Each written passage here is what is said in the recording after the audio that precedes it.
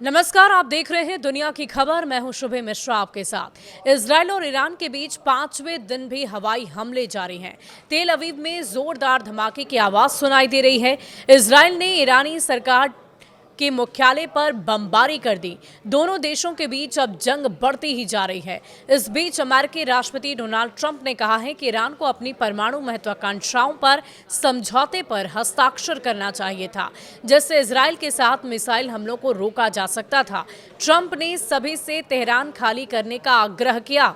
Middle east में तनावपूर्ण स्थिति को देखते हुए ट्रंप ने सोमवार को कनाडा में ग्रुप ऑफ 7 शिखर सम्मेलन से वापस लौटने की घोषणा की। आपको बता दें कि अमेरिका लौटने से पहले उन्होंने अमेरिका की राष्ट्रीय सुरक्षा परिषद की आपात बैठक भी बुला ली है। और इसी बीच कनाडा में आयोजित शिखर सम्मेलन में भाग लेने वाले G7 नेताओं ने खुलकर इजराइल का समर्थन किया है। इतना ही नहीं, G7 नेताओं ने साझा बयान में कहा कि ईरान किसी भी कीमत पर परमाणु हथियार नहीं रख सकता है। G7 नेताओं ने कहा कि इजराइल को अपनी आत्मरक्षा का पूरा हक है। साथ ही भारतीय दूतावास ने अपने नागरिकों के लिए एडवाइजरी भी जारी कर रखी है। इसमें कहा गया है कि जो अपने खुद के संसाधनों का उपयोग करके तेहरान से बाहर जा सकते हैं, शहर के बाहर सुरक्षित स्थान पर चले जाएं। इसके साथ ही भारतीय दूतावास ने तेहरान में मौजूद ऐसे भारतीय नागरिक जो दूतावास से संपर्क में नहीं है, उन्हें दूतावास से संपर्क करने के लिए कहा गया है। इसके अलावा इजराइल और ईरान के बीच में संघर्ष लगातार बढ़ता ही जा रहा है। कनाडा में आयोजित शिखर सम्मेलन में भाग लेने वाले G7 नेताओं ने खुलकर इजराइल का समर्थन किया।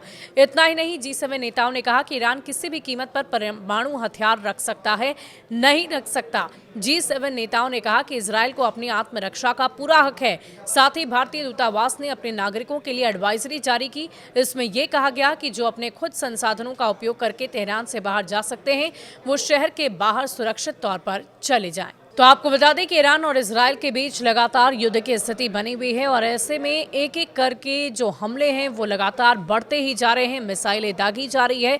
आपने देखा कि कैसे एक टीवी चैनल में न्यूज़ एंकर, न्यूज़ प्रेजेंटर जब न्यूज़ प्रेजेंट कर रही थी, उसी दौरान अचानक से मिसाइल गिरती है और वहां पर सब कुछ नेस्तनाबूद हो जाता है। तो आप समझिए कि स्थिति कितनी गंभीर हो गई है। हम बार बार इस बात की चर्चा कर रहे हैं कि क्या तीसरे विश्व युद्ध के मुहाने पर पूरा विश्व खड़ा है, क्योंकि लगातार स्थिति भयावह होती जा रही है। अमेरिका भी इसमें हस्तक्षेप नहीं कर पा रहा है। भले ही इस बात को लेकर बार बार ये जानकारी दी जा रही है कि ईरान को परमाणु बम बनाने से रोक दिया जाएगा, लेकिन ऐसी स्थिति नहीं है। ईरान लगातार हमलावर है, इजराइल भी लगातार हमलावर है और युद्ध की भयावह स्थिति विश्व भर में देखी जा रही है।